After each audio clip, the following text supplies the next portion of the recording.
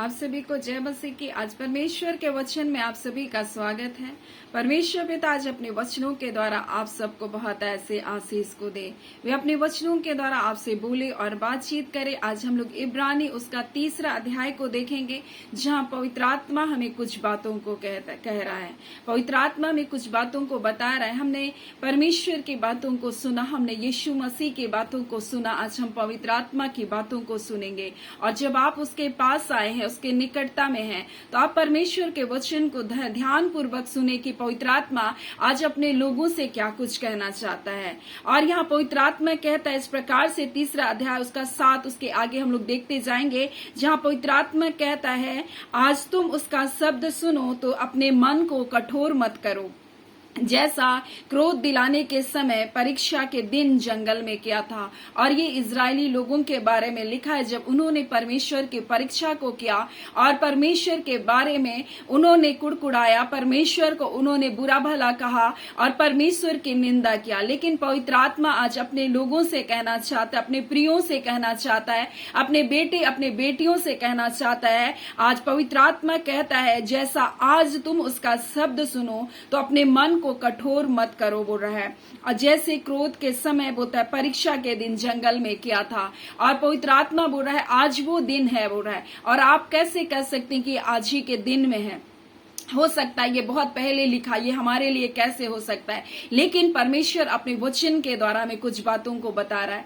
और हम इब्रानी 4 अध्याय उसका 7 को देखेंगे तो इसी प्रकार से लिखा है, इसलिए वह किसी विशेष दिन को ठहराकर इतने दिनों के बाद दाऊद की पुस्तक में उसे आज का दिन कहता है, जैसा पहले कहा गया था, यदि आज तुम उसका शब्द सुनो तो अपने मन को कठोर मत करो, बोला। यानी आज ही वो दिन है जो आपके लिए उद्धार का दिन हो सकता है।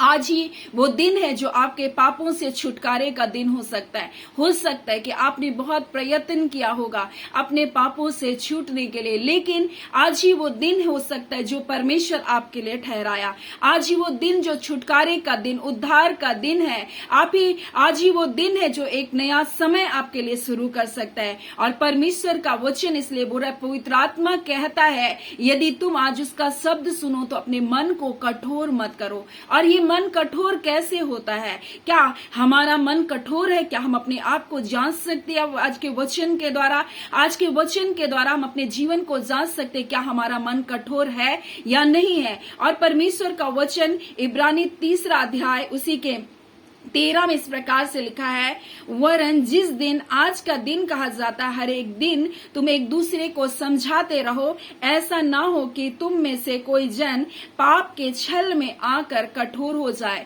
यानी पाप हमारे जीवन में छल करता है और हमको कठोर बनाता है। पाप हमारे जीवन में कठोरता को लेकर आता है। अहंकार, घमंड, ये सब क्या है? पाप का एक रूप है जो हमारे जीवन में कठोरता को लेकर आता है और हम परमेश्वर से दूर चले जाते हैं। हम परमेश्वर की आवाज को सुनना पसंद नहीं करते और परमेश्वर की आज्ञाओं में हम मिलावट करते। और यही बात एक बार फरीसी और शास्त्री इस प्रकार से बोल रहे हैं कि मूसा की पुस्तक में तो लिखा है कि पति को अपनी पत्नी को छोड़ देना चाहिए।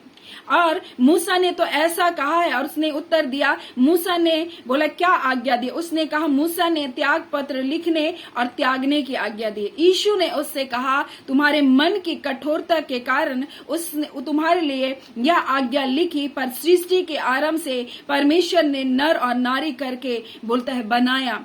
और इसलिए बोल रहा है जिसको परमेश्वर ने जोड़ा उसको मनुष्य अलग ना करे। मनुष्य को यह अधिकार नहीं दिया गया कि वो क्या करे, अपनी पत्नी को त्यागे, या पत्नी को भी ये अधिकार नहीं दिया गया कि वो अपने पति को त्यागे।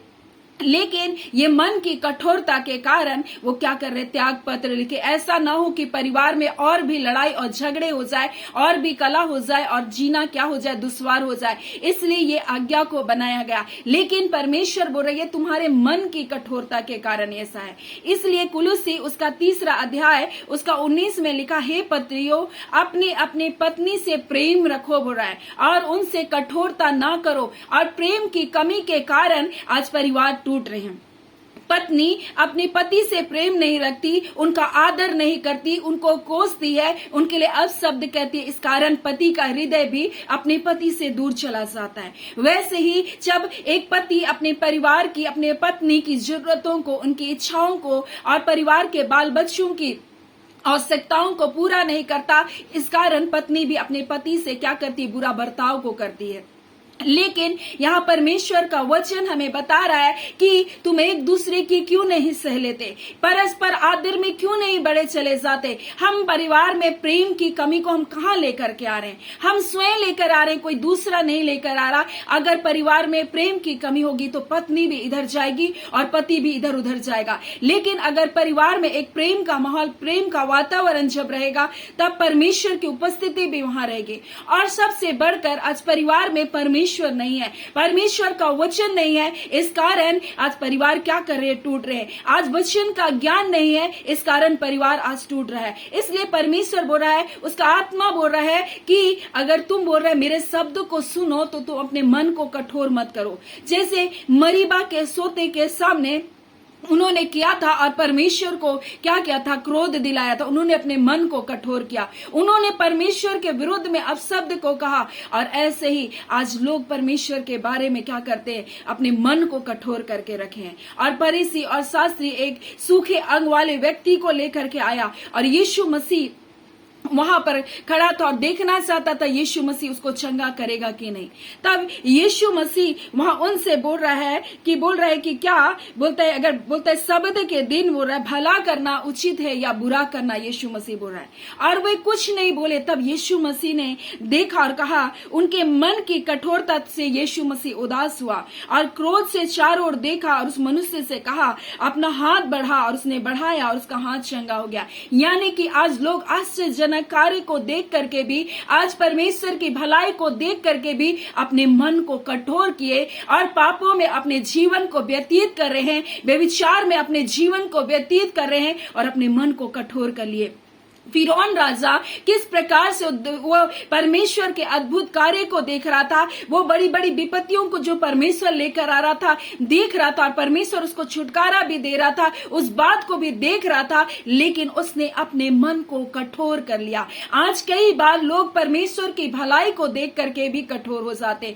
आज वो परिवार में कठोरता को लेकर आ रहे और वो अपने लिए क्रोध को कमा रहे हैं। और परमेश्वर का वचन रोमी उसका 4 में इस प्रकार से लिखा है, क्या तू उसकी कृपा और उसकी सहनशीलता और उसके धीरज रूपी धन को तुच्छ जानता है।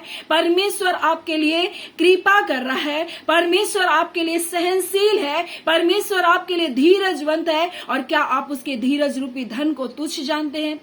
क्या यह नहीं समझता कि परमेश्वर की कृपा तुझे मन फिराव सिखा रही है, यानी परमेश्वर तुझे मौके पर मौका दिया जा रहा है, परमेश्वर तुझे अवसर पर अवसर दिया जा रहा है। लेकिन अगर हम अपने मन को कठोर और हटीले मन के हो जाएंगे तो न्याय के दिन के लिए हम अपने लिए क्या कर रहे, क्रोध को कमा रहे। रोमी 2 उसका 4 और 5 में इस प्रकार से परमेश्वर का वचन कहता है, यानी कि हम जब परमेश्वर की कृपा रूपी धन को हम तुच्छ जान रहे हैं, हम उसकी सहनशीलता को, उसकी भलाई को अगर आज तुच्छ जान रहे हैं, तो एक दिन ऐसा होगा कि परमेश्वर न्याय के दिन में हम क्या कर रहे हैं, अपने लिए क्रोध को कमा रहे हैं। हम क्या अर्जित कर रहे हैं इस दुनिया में, हम क्या कमा रहे हैं इस दुनिया में, क्या क्रोध तो नहीं कमा रहे।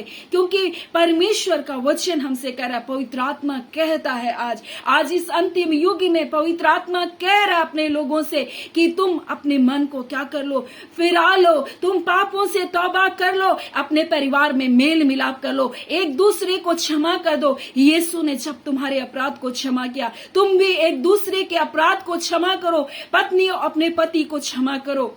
हो सकता है उसने ऐसी गलतियों को किया होगा जो आपकी दृष्टि में बहुत बुरा होगा, माफी के लायक भी नहीं होगा, लेकिन आप माफ कर दीजिए, क्योंकि परमेश्वर न्यायी परमेश्वर है, परमेश्वर दयालु परमेश्वर है। परमेश्वर आपके परिवार को टूटता हुआ देखना नहीं चाहता। उसने आपके कितने गुनाह गलतियों को माफ किया। अगर उसने आपके पापों का हिसाब लिया होता तो आप कभी भी परमेश्वर के राज्य में नहीं जाते। लेकिन उसने जब क्षमा किया, आपको भी एक दूसरे को क्षमा करना है। पतियों अपनी पत्नियों को क्षमा करो, बच्चे अपने माता पिता से मेल मिलाप कर लो ताकि परिवार में शांति हो। आज कई बार ये कठोरता हमारे जीवन में हानि को लेकर आ रहा है। पवित्र आत्मा कह रहा है आज जब तुम परमेश्वर का शब्द को सुनो, आज ही वो दिन है जब तौबा का दिन है। और यही बात यूहन्ना वह हेरोदेस को बोल रहा, तुझे अपने भाई की पत्नी को रखना अच्छा नहीं था। हेरोदेस की पत्नी पाप के कारण उसका हृदय कठोर हो गया था, इसलिए उसने यूहन्ना के सिर को कटवा दिया। उसने इस बात को बताया कि तू गलत कर रही है, और ये बात उसके दिल को चुभ गया। उसने अपने आप को नम्र नहीं किया, उसने अपनी गलतियों से तौबा नहीं किया, उसने अपने पापों को छोड़ने का निर्णय नहीं किया, परंतु उसने यूहन्ना के विरुद्ध बहुत सारी बातों को किया और उसके प्राण की वो हानि कर दी। और ऐसा आज बहुत सारे लोग जब आप उनको बताते हैं तो वह से नफरत करेंगे, क्योंकि उनको पवित्र आत्मा की आवाज पसंद नहीं आती, उनको परमेश्वर की आवाज पसंद नहीं आती, क्योंकि परमेश्वर बोल रहा है वो आपको मन फिराव देना चाहता है। वो चाहता है कि आप मन फिराव करें, अपने मन को बदल ले और परमेश्वर के पास आए, आप छुटकारे को पाए। आप कितने दिन इस पृथ्वी पर जीवित रहेंगे, आपका धन कितना दिन आपका साथ देगा, आप कितने दिन अपने ताकत पर बल पर भरोसा रखेंगे, क्योंकि एक दिन ये खत्म हो जाएगा, एक दिन ये नष्ट हो जाएगा और आपको न्याय के सिंहासन के सामने, परमेश्वर के सामने खड़ा होना है, अपने एक एक कार्य का लेखा देना है। आज आपका शरीर अच्छा है, आप कुछ भी कर सकते हैं। आज आपका धन बहुत है, आप कुछ भी कर सकते हैं। आज आपकी बुद्धि बहुत अच्छी है, आप कुछ भी कर सकते हैं। लेकिन हर एक बात का परमेश्वर न्याय करेगा। और क्या आज आप परमेश्वर की कृपा को, परमेश्वर के दया रूपी धन को आप तुच्छ तो नहीं जान रहे? क्या अपने लिए क्रोध तो नहीं कमा रहे? और यही बात पवित्र आत्मा बोल रहा है कि जबकि तुम्हें मसीह यीशु का भागीदार हुए हो, क्योंकि हम मसीह के भागीदार हुए, यदि हम अपने प्रथम भरोसे पर अंत तक दृढ़ता से रहेंगे तो परमेश्वर हमको स्थिर करेगा। हमारा मसीह हमारा उत्तम भरोसा है, हमें उस पर भरोसा रखना है। वही हमको अनंत जीवन देगा, वही हमको पाप और श्राप के बंधनों से आजाद करेगा। इसलिए बोल रहा है आज ही वो दिन है जब तुम अपने मन को नम्र कर सकते हो, क्योंकि कठोरता हमें नरक का भागीदारी बनाएगा, परंतु नम्रता हमारे जीवन को शिरोमणि बनाएगा। वो जो दीन होना जानता है परमेश्वर उसको शिरोमणि बनाना जानता है, परंतु घमंड और अहंकारियों को नीचा ही देखना पड़ेगा।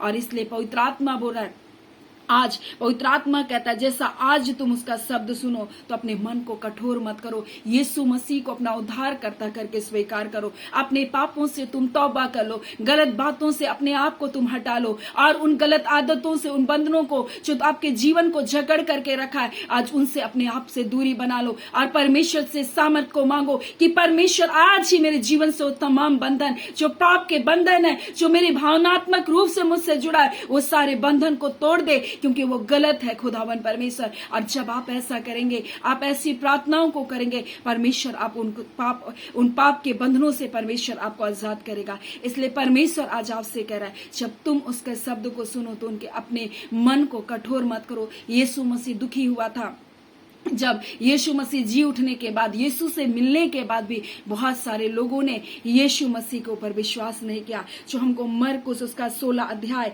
उसका 14 में इस प्रकार से लिखा है, पीछे उन 11 को भी उनके भोजन करने के बाद बैठे थे दिखाई दिया, और उनने उनके अविश्वास और उनके मन की कठोरता पर उल्हाना दिया, क्योंकि उन्होंने उसके जी उठने के बाद उसे देखा और उन्होंने उसकी प्रतीति नहीं की। यानी लोग आश्चर्य कर्म देखने के बाद भी आज यीशु की प्रतीति नहीं कर रहे। आज बहुत सारे लोग उस समय यीशु को जिंदा देखने के बाद भी यीशु मसीह की प्रतीति नहीं कर रहे थे। आज बहुत सारे लोग आज क्या करें, अपने कार्यों के द्वारा अपने मन को कठोर करके उन गुनाहों में अपनी जिंदगी को जी रहे हैं। लेकिन पवित्र आत्मा बोल रहा है आज मेरी आवाज को सुन करके तुम अपने मन को कठोर मत करो, क्योंकि परमेश्वर बोल रहा है कि आपके लिए वो धीरज रूपी धन को दिया है। उसकी कृपा को, उसकी सहनशीलता को, उसके धीरज रूपी धन को तुच्छ मत जानो करके परमेश्वर का वचन बोल रहा है। सो परमेश्वर पिता सबको बहुत ऐसे आशीष को दे। आमीन। आइए हम प्रार्थना करें। धन्यवाद देते हैं जीवते सच्चे सामर्थी मेरे पिता परमेश्वर। प्रभु यीशु के नाम से प्यारे पिता आपके निकटता आपकी हुजूरी में आते हैं।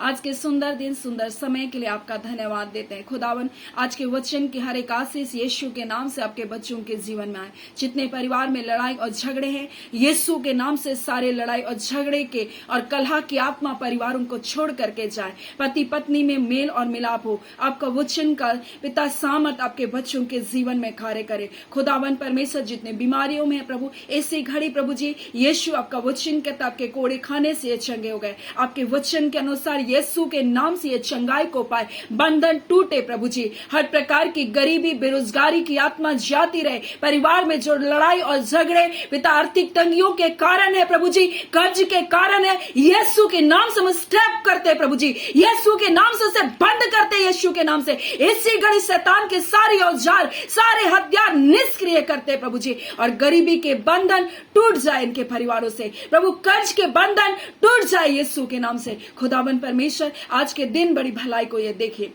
जय छुटकारा यीशु के नाम से आने पाए खुदावन परमेश्वर। जितने निराश हैं, हताश अपने परिवार की समस्याओं को लेकर, अकेलेपन में प्रभु जी, धोखे में प्रभु जी, लोगों ने धोखा दिया, लोगों ने छोड़ दिया, लोगों ने अपशब्द कहा प्रभु जी। हाँ पिता, निंदा को सा प्रभु, सारी बातें सारे घाव यीशु के नाम से चंगे किए जाए खुदावन परमेश्वर। पिता आज के दिन ये आपके नाम की महिमा करते अपने जीवन को व्यतीत करें। अद्भुत सुरक्षा में अपने प्रियों को रखें। अब जय छुटकारा दिया, आपका धन्यवाद। प्रार्थना हम यीशु के नाम से मांगते हैं, दया सुने, अनुग्रह से ग्रहण कर लीजिएगा। आमीन।